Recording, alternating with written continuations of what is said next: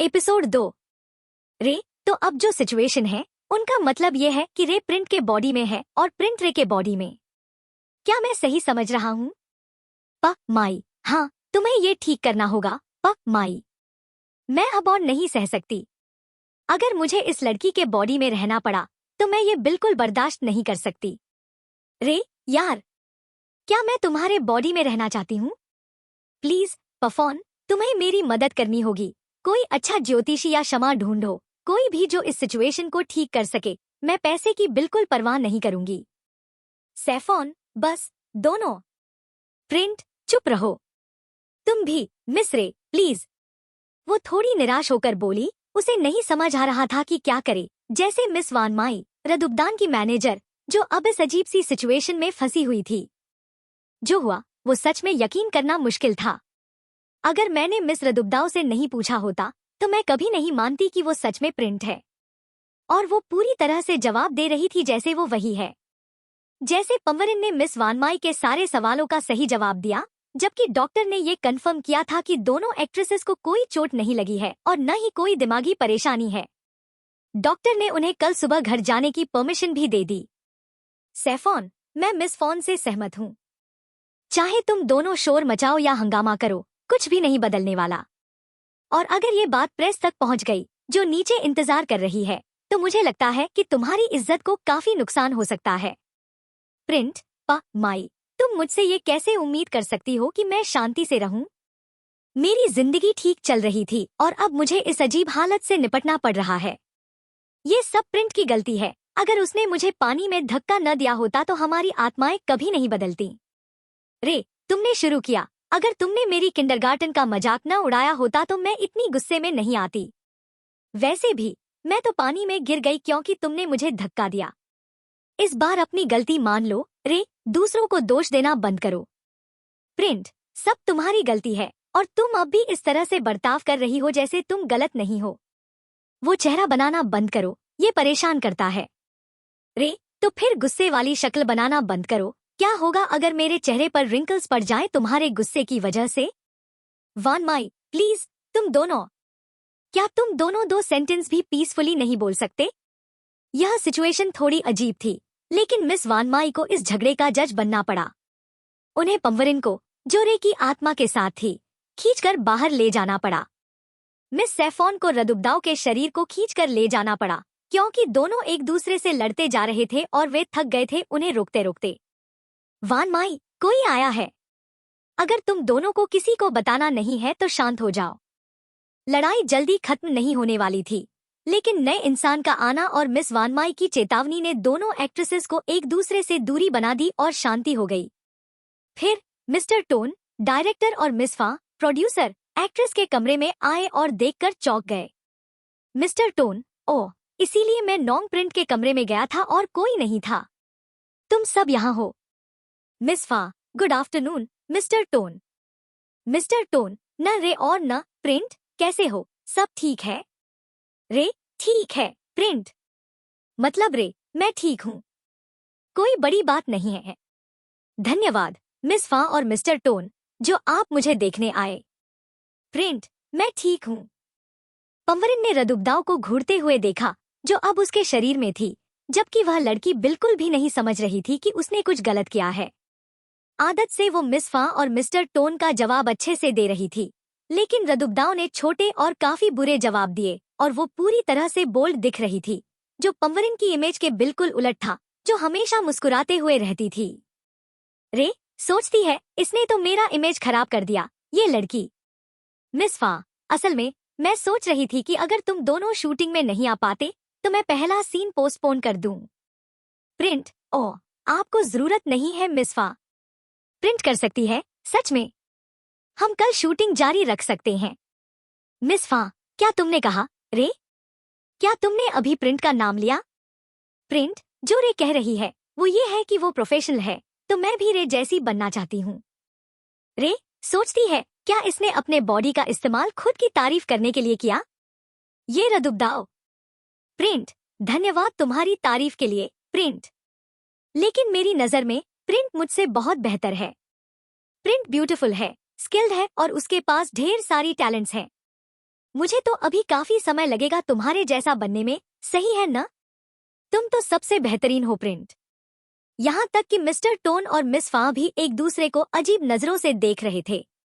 उन्हें ये यकीन नहीं हो रहा था कि सेट पर जो हादसा हुआ उससे दोनों एक्ट्रेसेस को क्या सच में सिर में चोट आई थी या नहीं। क्योंकि इस इंडस्ट्री में इतने सालों से काम करने के बाद ये पहली बार था कि उन्होंने दोनों एक्ट्रेसेस को जो रोज एक दूसरे से नफरत करती थी आज एक दूसरे की तारीफ करते हुए देखा और ये उन्हें थोड़ा अजीब लगा। मिस फा, मिस्टर टोन, मुझे लगता है हमें न रे और न प्रिंट को आराम करने देना चाहिए ताकि वो कल सुबह सेट पर शूटिंग के लिए आ सकें। मिस्टर टोन, मैं सहमत हूँ, हमें जाना चाहिए मिस्टर टोन। मुझे बस ये देखकर राहत मिली कि लड़कियां ठीक हैं। मिस फा, मैं आपको बाहर छोड़ देती हूँ। सैफोन ने विलिंगनेस से मिस फॉन और मिस्टर टोन को लिफ्ट तक छोड़ा और फिर रदुबदाव के कमरे में वापस लौट आई। अब जबकि वह सीरियस कंडीशन, जो उन्हें डर था कि बहुत जल्द सबके सामने आ सकती थी, खत्म हो चुकी थी, तो दोनों मिस वानमाई और सैफोन बस यही सोच रही थी कि वो कैसे इस कंफ्यूजन से बाहर निकलें। सैफोन, रे, तुम इस शो के साथ क्या करना चाहती हो? अगर चाहो तो मैं तुम्हें इस प्रोजेक्ट से हटा सकती हूँ। रे, नहीं, माई, तुम जानती हो कि मुझे इस सीरीज की स्क्रिप्ट सबसे ज्यादा पसंद है। मैं इसे आसानी से जाने नहीं दूंगी, चाहे जो हो मैं इस रोल को निभाऊंगी। सैफोन, और तुम, प्रिंट? अगर न रे को ये रोल करना है तो तुम क्या करोगी? प्रिंट, मैं भी ये सीरीज करूंगी। फोन, मैं इस छोटी सी रुकावट से अपना फ्यूचर नहीं खोने दूंगी। सैफोन, फिर इस प्रॉब्लम का टेम्पररी सोल्यूशन यही होगा कि हम सेट पर जाकर कल सीन की शूटिंग करेंगे, फिर हम आगे के स्टेप पर बात करेंगे। और इस बीच मुझे लगता है कि तुम्हें आराम करना चाहिए, प्रिंट। प्रिंट, मिस फॉन, एक मिनट रुकिए। सैफोन, क्या बात है? प्रिंट, ऐसा लगता है कि अब तुम्हें न रे का ध्यान रखना होगा। अगर तुम न प्रिंट का ध्यान रखोगी तो लोग शक करेंगे। रदुबदाव ने यह सब चुपचाप देखा, लेकिन उसके पास कुछ नहीं था करने के लिए सिवाय इसे सहन करने के। अगर वो गुस्से में आकर हंगामा करती या अपोज करती तो इससे कुछ भी ठीक नहीं होने वाला था।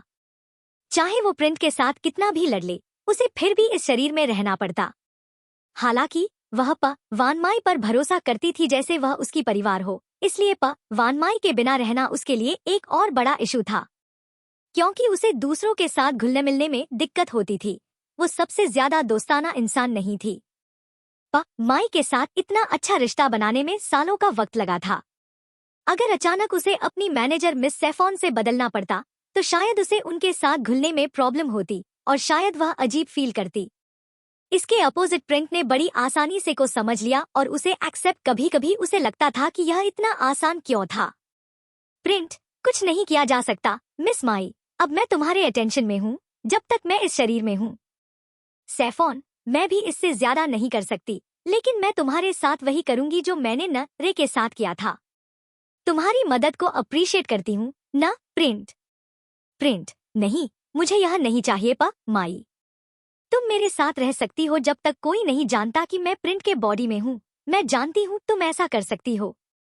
सैफोन, रे, थोड़ा समझो, अगर मैं ऐसा करूंगी तो ये दोनों तुम्हारे और प्रिंट के लिए हार्मफुल होगा। मुझे पहले से ही रिपोर्टर्स के सवालों के जवाब तैयार करने हैं, क्योंकि कल सेट पर तुम्हारी लड़ाई की खबर बाहर आ सकती है। प्रिंट, लेकिन सैफोन, मैं अपनी पूरी कोशिश करूंगी मिस रे, अगर तुम्हें कुछ चाहिए तो मुझे बताओ। प्रिंट सोचती है, फोन, मैं तुम्हें बहुत मिस करूंगी। हम इतने सालों से साथ हैं, कभी भी दूर नहीं हुए। प्रिंट अपने मैनेजर को गले लगाने के लिए बढ़ी। वो सैफोन से बहुत प्यार करती थी, जैसे सैफोन उसकी बड़ी बहन हो। लेकिन फिर रदुबदाव ने उसे खींच लिया। यह छोटी सी शैतान लड़की हर चीज में उसके रास्ते में थी। प्रिंट, शायद मैं पहले अजीब लगूं क्योंकि मैं तुम्हारे साथ अभी तक आदी नहीं हुई हूँ। होप करती हूँ तुम इसे सह सकोगी मिस फॉन। सैफोन, ये है तुम्हारी काली कॉफी। प्रिंट, तुम्हें कैसे पता चला? सैफोन, मैंने मिस माई से वो सारी जानकारी ली जो मुझे तुम्हारी देखभाल के लिए चाहिए थी। उसने मुझे एक नोट लिखा। उसने मुझे ये भी याद दिलाया कि तुम नाश्ते में कुछ नहीं खाती, बस काले कॉफी की एक कप पीती हो।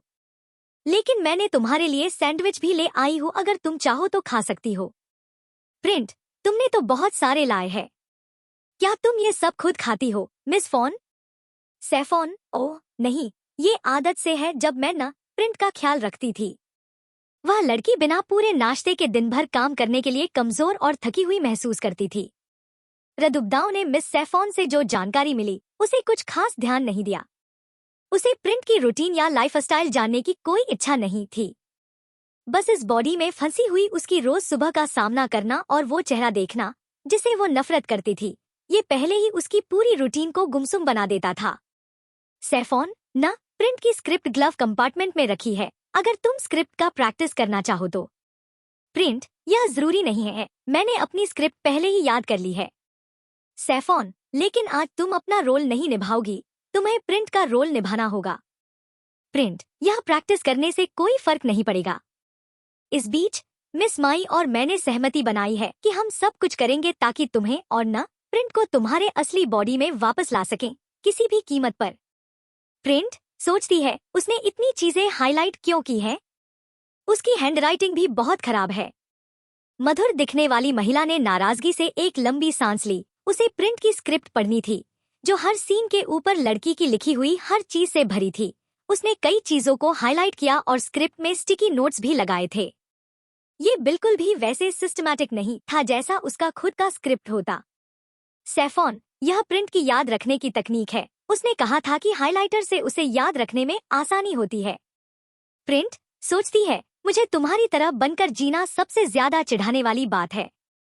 प्रिंट, माई? सैफॉन, क्या चाहिए न प्रिंट? प्रिंट, क्या तुम मेरे साथ नाश्ता नहीं करोगी? सैफॉन, न रे आम तौर पर नाश्ता नहीं करती, तो मैं भी इसकी आदत डाल चुकी हूँ।